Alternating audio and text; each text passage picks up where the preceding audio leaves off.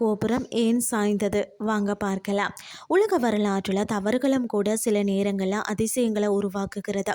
அதன் சிறந்த உதாரணம் தான் பார்த்தீங்கன்னா இத்தாலியின் புகழ்பெற்ற பைசா கோபுரம். மத்திய காலத்தில் ஒரு மணி கோபுரமாக கட்டத் தொடங்கிய இந்த கட்டடம் அடித்தள பிழை காரணமாக சாய்ந்து போனதிலேயும் இன்று உலகமே வியந்து பார்க்கக்கூடிய சிற்பக்கலையின் சின்னமாக கூட உயர்ந்து நிற்கிறது. அதனை பற்றி தான் நாம் இன்றைக்கு பார்க்க போகிறோம். பைசா நகரம் ஒரு காலத்தில் செழிப்பும் வர்த்தக வளமும் நிறைந்த நடுப்பாளைய நகரமாக இருந்தது.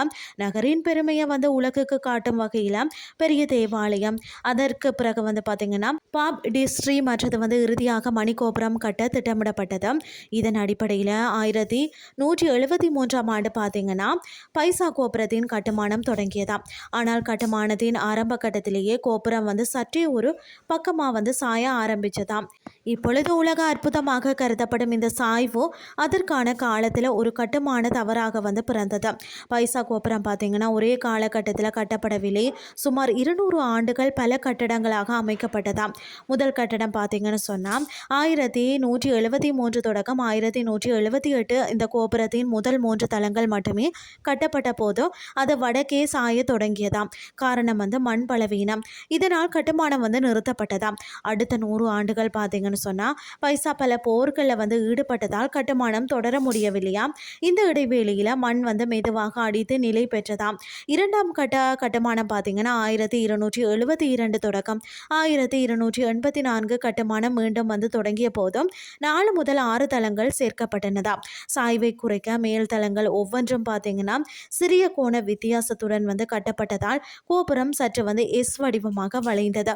இறுதி கட்டடம் பார்த்தீங்கன்னா 1350 தொடக்கம் 1372 கடைசியாக மணி ஓங்கும் பகுதி அதாவது கட்டப்பட்டு 1372 தான் கோபுரம் முடிவடைந்ததாம்.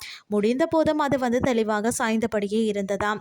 அதாவது பைசா கோபுரம் ஏன் சாய்ந்தது என்பதற்கான காரணங்கள் அனைத்தும் புவியியல் மற்றது பொறியியல் பிழைகளோடு தீவிரமாக தொடர்புடையது. கோபுரம் கட்டப்பட்ட பகுதி பழைய காலத்தில் சதுப்பு நிலம், அதில் இருந்து களிமண், மணல், சுண்ணாம்பு மண் இவை அனைத்தும் எடை தாங்கும் வலிமை குறைவானவை. 3 மீட்டர் மட்டுமே கொண்ட அடித்தளம் இந்த 14,500 டன் எடையுள்ள கட்டடத்திற்கு போதாமல் போனது. மண்ணின் ஒரு பகுதி அதிகமாக உட்கார மற்ற பகுதி நிலையாக இருந்தது. இதனால் பார்த்தீங்கன்னா கோபுரம் ஒரு திசை மட்டுமே சாய்ந்து விட்டது. 90களில் கோபுரம் ஆபத்தான சாய்விற்கு சென்றதால் ஐரோப்பாவின் பல விஞ்ஞானிகள் இணைந்துதான் அதை காப்பாற்றினார்களாம். அவர்கள் பயன்படுத்திய தொழில்நுட்பங்கள் எதிர்ப்புற மண்ணை எடுத்து கோபுரத்தை நேராக்கும் அடியில் பெரிய எடைகள் வைத்து சமநிலை பெறும் இரும்பு கம்பிகளால் பார்த்தீங்கன்னா தற்காலிகமாக பிடித்து நிலத்தடி மண்ணை உறுதிப்படுத்தினரா. பைசா கோபுரம் ஒரு கட்டுமான தவறில் இருந்து உலக அதிசயமாக மாறிய ஒரு சின்னம். மனிதன் செய்யும் தவறும் அது அறிவியலின் உதவியால் சரி செய்வதற்கான முயற்சிகளும் இந்த கோபுரத்தின் வரலாற்றில் அழகாக பிரதிபலிக்கிறது.